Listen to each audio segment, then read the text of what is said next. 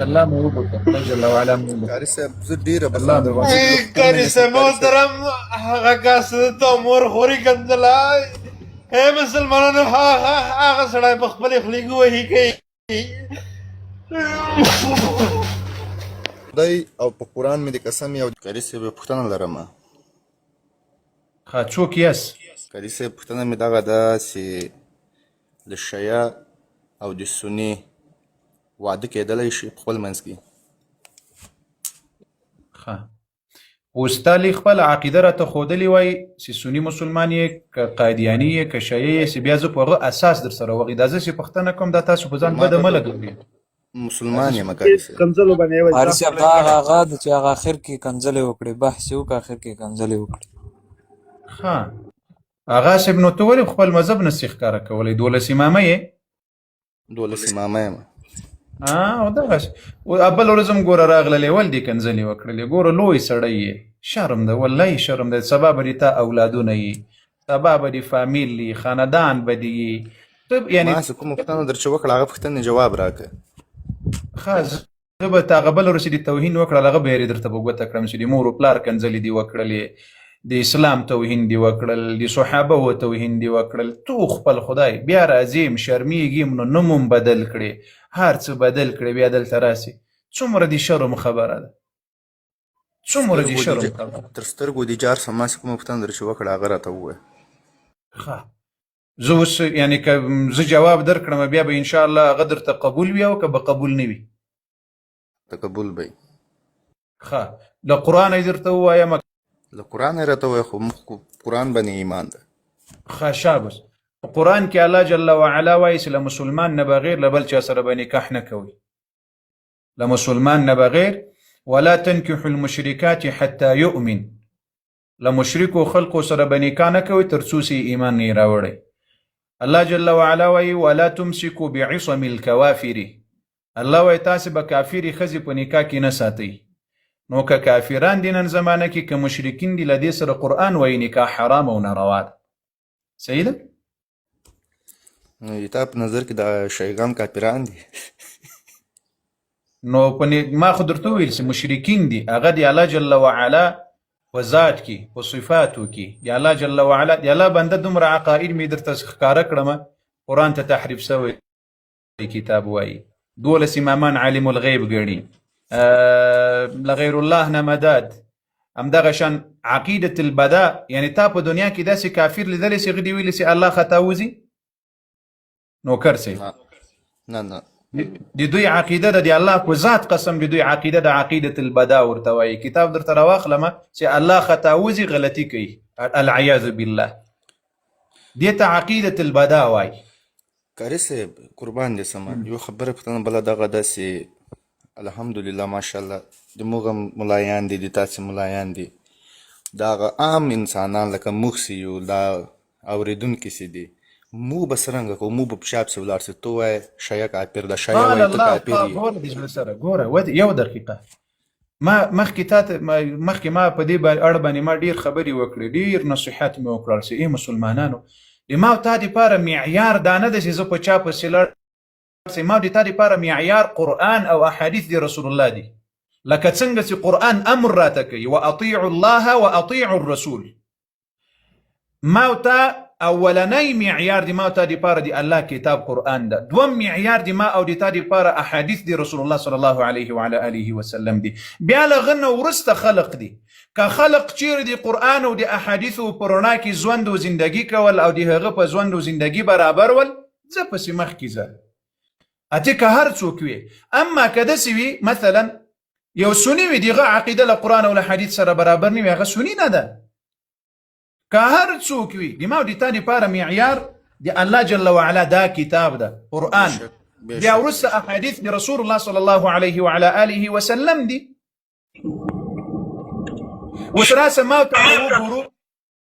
چې د ما حقیقت له قرآن سره څنګه ده او د تا حقیقت له قرآن سره څنګه ده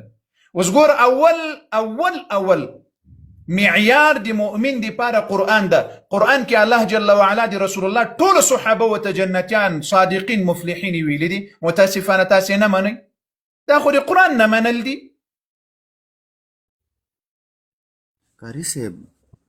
قربان دې سم ډېره زبردسته خبره دې وکړه زه اوس دې ته ایران یم چې سني علما وایي چې شیعه وایي چې دا قرآن داسې خپله دی جوړ کړی ده او شیعه وایي چې یا سنیان یې داسې کوي او دا په اخر به موږ په کومه لار ده عام انسانان په کومه لار ولاړ شي خبرې ته غوږ ونیسه کاري صاحب زه چې اوس قرآن ته ولاړ سم ته وایې نه چې د تا ملایانو کومه ترجمه کړې ده په پښتو کې لا په اردو کې لا په عربي کې لا کار څرنګه ده ترجمه پوه شوې ته وایې چې مطلب دا غلطه ده سنیانو ته چې ورسم هغه وایي یا نه دغه داسې زه ترجمه کې نه یم غږېدلی ما فقط قرآن کریم درته راواخیستل ترجمې ته مه ځه دا قرآن عظیم شان ده دا قرآن عظیم شان ده الله جل وعلا وایي زه ګوره ترجمه زه فقط الفاظ د قرآن درته ترجمه کوم والذین هغه کسان آمنو چې ایمان یې راوړی وهاجروا هجرت یې کړی ابو بکر و عمر و عثمان دې صحابه و هجرت وکړل که یې ونه کړل وکړو ښه جهاد یې وکړل د الله په لار کې که یې ونه کړل رسول الله صلی الله علیه وسلم سره کړی ده کاري صاحب ښه او والذین آووا ونصروا وس انصار الله خي هغه کسان چې ځای ورکړل مدد یې وکړل اولئک هم المؤمنون حقا الله وایي دغه مهاجر او دغه انصار دا ټول حقیقي مؤمنان دي د تا کتابونه ورته کفار وایي منافقین ورته وایي اوس دغه ځای کې ته به خپل کتاب منې که به قرآن منې نه بېشکه قرآن به منم کاري صاحب خلاص اوس اهل سنت والجماعت دي صحابه و په منلو کې حق منونکي خلق دي او که تاسې حق منونکي خلق یاست دو معلومات خو الله خدای ته به کاري صاحب زه به څه ووایم یار ودې زړه سره ما خو نه د ملا خبره درته کړې نه مې ترجمه د بل چا درته کړې فقط هغه الفاظ مې درته ترجمه کړل راسه ما ته ګوره د زړه سره خیر بیا په اخر کې تا عادت دا کنځلې کوي پروا نه کوي آینه راواخله داسې آینه راواخله آینه نه مې مراد قرآن ده دا نشي لویه شیشه راواخلې تیرنم پکې واړی نه قرآن راواخله قرآن ته داسې مخکې د آینې په شکل یې وګوره ځان پکې وګوره چې آیا د تا ایمان اسلام عقیده دغه قرآن کې سته او که نسته کاري صاحب اخیرین کې بس خالد دا وایم ما له خبره بس خالد د هدایت دوا وکړه چې الله پاک دې تا دوا قبوله کړي اته زه درسم لاړم الله جل وعلا دې صراط المستقیم نصیب کړه خدای جل وعلا دې قرآن هدایت نصیب کړه موږ سره له دې ټولو لیدونکو اوریدونکو مؤمنانو مسلمانانو هغه لار راپی کې چې د خدای او د خدای رسول به پی راځي بس کاري صاحب نور به څه ووایم امين الله دې هدایت بلم درته ساتلې دغه به ان شاء الله تعالی زه بیا تا کوم کاري صاحب ان شاء الله تعالی خبر او د خدای او په قرآن مې د قسم او کاري صاحب رښتیا به درته ووایم ووایه بالکل ووایه کاري صاحب خبره ده چل ده چې ګوره کاري صاحب زه نه تا پېژنم نه ته ما پېژنې کاري صاحب ما خوب لیدو بیا د زموږ خواته یو ډېر غټ جماعت جوړېږي د خدای کور خوب مې لیدو کاري صاحب ته مې په خوب لیدلې دا د ټولو مسلمانانو له مخه درته وایم او پیغو ذات مې د قسم مې چې د چا په قبضه کې د ما ځان ده کاري صاحب ته بیان کوې وایې مسلمانانو دا زه د رسول الله صفت کوم تاسې وایئ د رسول الله څرنګه ده نو راسئ مسلمانانو تاسې رسول الله در وښیم کاري صاحب زه داسې ورته وګورم ته دا لاس داسې کې دا ښی لاس داسې کوې دغه د رسول الله ناست یا مخامخ ورته وګورئ رسول الله داسې په جګ کې ناست کاري صاحب نو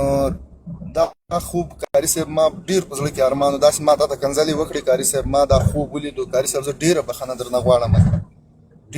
درنه غواړم نعره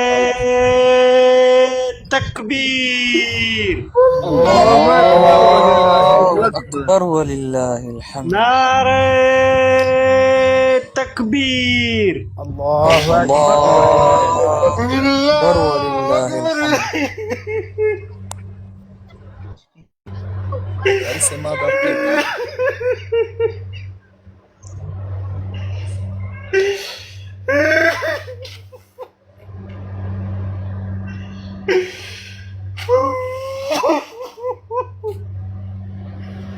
دا الله مو وبخښه الله جل وعلا مو وبخښه قاری صاحب زه ډیره الله بخښنه مو دروایم. قاری صاحب محترم هغه کس ته مور خوري کنځله اے مسلمانانو هغه سړی په خپلې خولې ګوهي کوي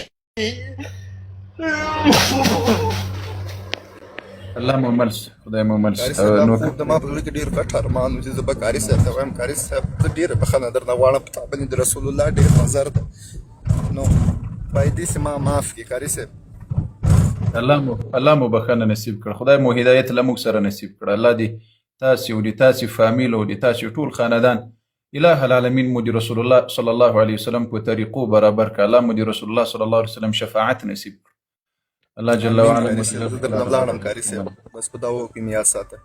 الله مو مل دا خوب او دا خوب به زه د قیامت په ورځ د محمد رسول الله تر مخ درته بیانوم قاري صاحب. الله اکبر زه درنه لاړم قاري صاحب د خدای په امان. الله اکبر الله اکبر دا دوستانو ټول مؤمنان د چا چې زړه ور باندې دردېدلی ده دغه وروره بل ورځ راغلل بیا یې د صحابه و په اړه باندې بعضې ډېرې داسې سمې خبرې ونه کړلې بیا یې په اخر کې ما ته ډېرې تیزې خبرې کنځلې راته وکړې توهین یې وکړل نو الله دې ده ته هدایت نصیب کړي موږ له چا نه په دنیا کې بدله نه اخلو د موږ ګوري مسلمانانو یا الله په ذات قسم حق یوازې موږ ته مخکې حق ده چې هغه کتاب الله قرآن او رسول الله ده یا الله په ذات قسم که مې یوه لحظه په میډیا کې په دې تیر کړي وي چې له چا نه په دنیا کې یو بدله واخلو یا یو څو بل څه واخلو یا الله جل وعلا دپاره مې هغه شی یو وطن بښنه ده چې هغه په ناپوهي کې د موږ توهین او سپکاوی کړی هغوی ته مم لا بښنه ده د ما توهین چې کړی سپکاوی الله دې هدایت ور نصیب کړي الله جل وعلا دې د قرآن د اهل بیتو د پاک دین د اهل بیتو د پاک عقیدې د اهل بیتو د پاک مذهب هدایت دې الله جل وعلا دوی ته ور نصیب کړي